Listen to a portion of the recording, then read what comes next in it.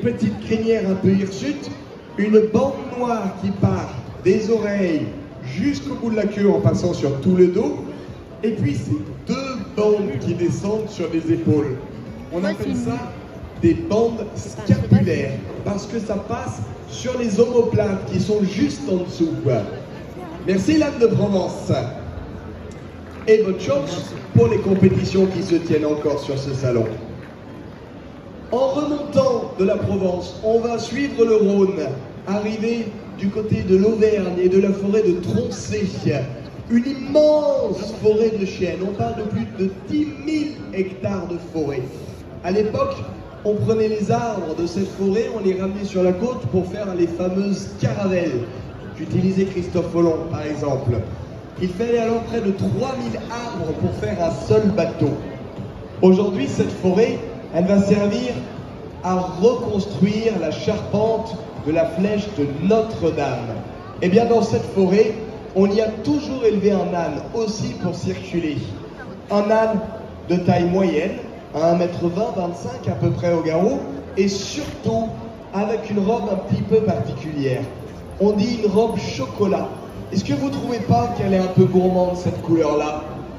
Là encore, les grandes oreilles, la petite crinière, la bande noire pour ceux qui le verront passer, et puis sur les épaules, à nouveau, ces marques plus sombres. Merci, l'âne bourbonnais. On continue de remonter. On va aller cette fois-ci en Normandie, dans une grande diagonale. En Normandie, on aime tellement les ânes pour leur utilisation à la ferme autrefois, qu'on a développé deux races bien distinctes sur un même terroir. Venez me voir, tous les deux. Nous avons l'âne normand, le plus petit de nos ânes français.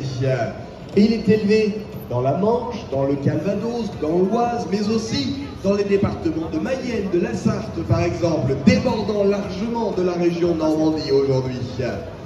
Il est si petit, en fait, qu'à l'époque, il était très apprécié des femmes pour transporter les bidons de lait du champ à la ferme et de la ferme au marché. Pourquoi alors un âne? Eh bien parce que, vous savez, à l'époque, on transportait le lait dans les bidons en fer qu'on trouve dans les brocantes aujourd'hui. Ce sont des bidons qui font 40 à 60 litres. Imaginez le poids qu'il fallait alors soulever. Hors de question d'utiliser le gros cheval de trait. Pourquoi ne pas utiliser l'âne? C'est beaucoup plus facile et il y a moins d'efforts à faire. On accrochait alors les bidons au bas, c'est cet appareillage en bois, et les femmes qui étaient dévolues à cette tâche avaient alors beaucoup moins de mal à livrer le lait. Merci l'âne normand d'être venu. Je vais vous parler du département de la Manche.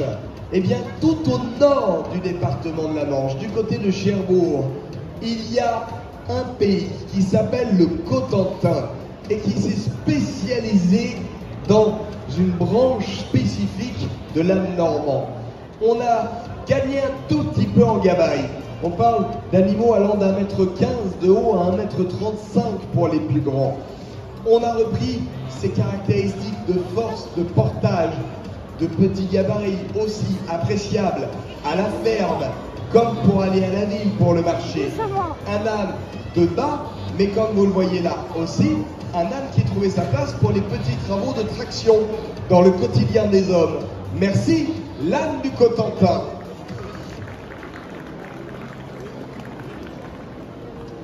Il me reste deux races à présenter. L'une n'est pas présente sur cette carrière. C'est le Grand Noir du Berry, la région centre, le Cher, qui n'a pu venir nous rejoindre cette année. Mais dans les ânes foncés comme ça, et de grande taille, il y en a aussi dans les Pyrénées. C'est celui-là dont je vais vous parler. L'âne des Pyrénées, tout simplement, qui est subdivisé en deux grandes branches. On a un âne de moyenne taille, va-t-on dire, spécialisé dans le portage. On retrouve d'ailleurs l'appareil en bois, le bas, sur lequel on peut accrocher aujourd'hui des sacoches, mais aussi hier des fagots de bois ou des bidons. L'âne de cette taille-là était spécialisé dans le transport des marchandises d'Espagne en France. Il y a une deuxième branche d'âne des Pyrénées, un petit peu plus grand, un petit peu plus long, avec une meilleure locomotion. Cet âne, dit de type catalan, il était lui spécialisé dans l'attelage léger pour se déplacer à nouveau de ferme en ville. L'une des particularités de l'âne des Pyrénées aussi, c'est qu'il a été longtemps utilisé avec des juments locales pour obtenir une mule. La mule, c'est cet animal-là, regardez. Elle a pris la grande taille de la jument qui a servi de nerf, la force, mais aussi les grandes oreilles de l'âne, la petite crinière et surtout un pied très dur et très sûr qui était apprécié notamment pour tirer les convois de marchandises. La mule des Pyrénées et l'âne des Pyrénées au centre de la piste. Mais alors, me direz-vous, l'animal qui est en train d'évoluer sous la selle, c'est quoi? C'est grand, ça a de grandes oreilles aussi, ça a l'air d'avoir un pied étroit, ça ressemble donc à une mule. Eh bien, vous avez raison, c'est une mule là aussi, non pas des Pyrénées, mais une mule poitevine, car elle est issue du croisement d'une jument de trait poitevin et du bonnet du Poitou. Vous vous rappelez, c'est par lui qu'on a commencé la présentation. Eh bien voilà, une deuxième mule, la mule des Pyrénées et la mule poitevine, fortement appréciée là aussi dans l'industrie. C'était une mule qui tirait les bateaux pour remonter les fleuves. C'est logique, dans un sens on descend vers la mer, il n'y a pas grand chose à faire, mais le bateau une fois en bas, il faut le remonter, c'est un peu comme la luge au sport d'hiver. Eh bien on attelait alors des convois de mules qui passaient sur les chemins de halage. Vous connaissez forcément les chemins de halage quand vous partez en randonnée. Eh bien ces chemins-là, ils étaient empruntés par ces mules-là. Merci la mule poitevine. Voilà, après avoir été des spécialistes des chevaux de trait, vous voici experts en âne et mulets. Merci à toutes nos races d'ânes et nos races de mules d'être venus sur ce ring du hall numéro 6. Bravo à tous.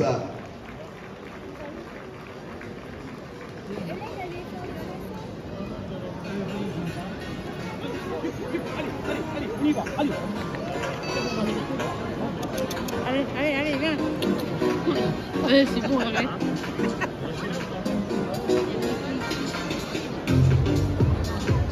N'hésitez pas à aller les voir. Il y a le village des ânes situé au niveau de l'allée F. Ils n'attendent que vous. Laissez-leur quelques toutes petites minutes pour rentrer en sécurité. Vraiment, vous aurez le loisir d'aller leur faire des caresses et des câlins. Pendant ce temps, nous, on va ouvrir la carrière pour un moment de détente. Alors, c'est pas un moment de vacances, c'est un échauffement pour les poneys et chevaux qui vont se livrer à une compétition. J'avais dit qu'on irait faire du saut d'obstacles aux alentours de 16 h. On a un tout petit peu de retard sur le planning. On va décaler un petit peu, mais rassurez-vous, il va forcément y avoir de l'animation ici sur ce ring. Ne partez pas trop loin, si ce n'est pour aller prendre un goûter. On va laisser les chevaux s'échauffer et je reviens dans quelques minutes vous expliquer les règles de la compétition qui arrive. Bienvenue à tous, bienvenue au Salon international de l'agriculture.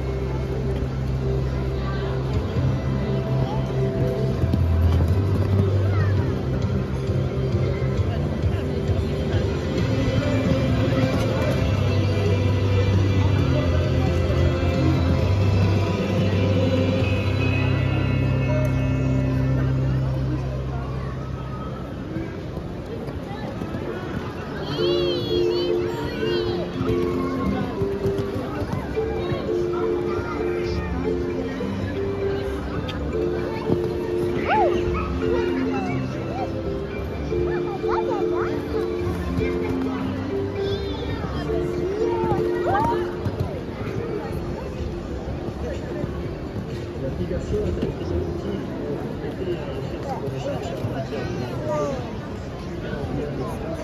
pour réaliser une interface entre l'histoire et ce transport. Je trouve que les sujets de terre comment il est nourri, comment il va vivre, comment l'accompagner en famille, etc. Avec l'APICAS, j'ai pu évaluer mes pratiques, identifier mes axes d'amélioration et ainsi m'engager à respecter la charte de bien-être. Je suis même informé en temps réel des aides existantes dans ma région pour améliorer le bien-être des animaux.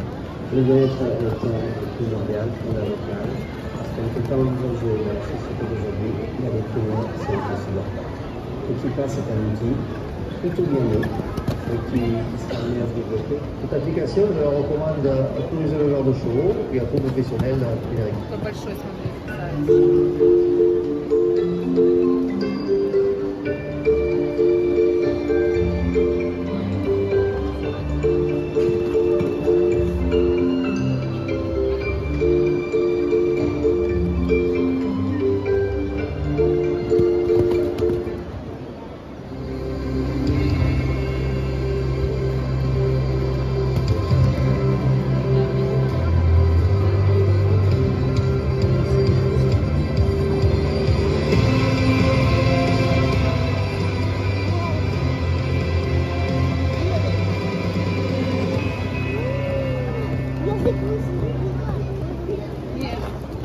Один вот этот вот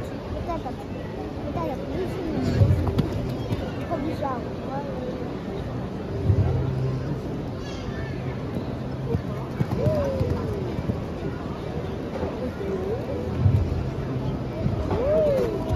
Вот этот вот.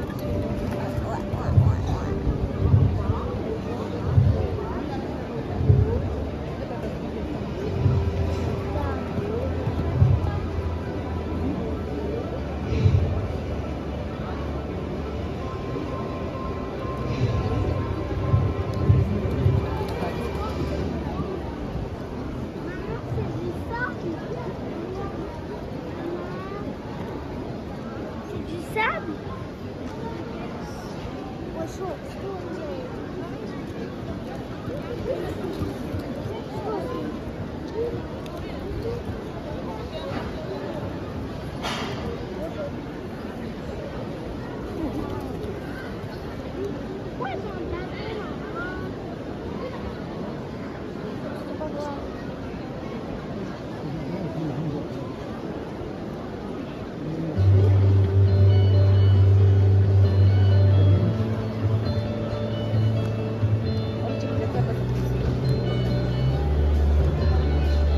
Танцуй.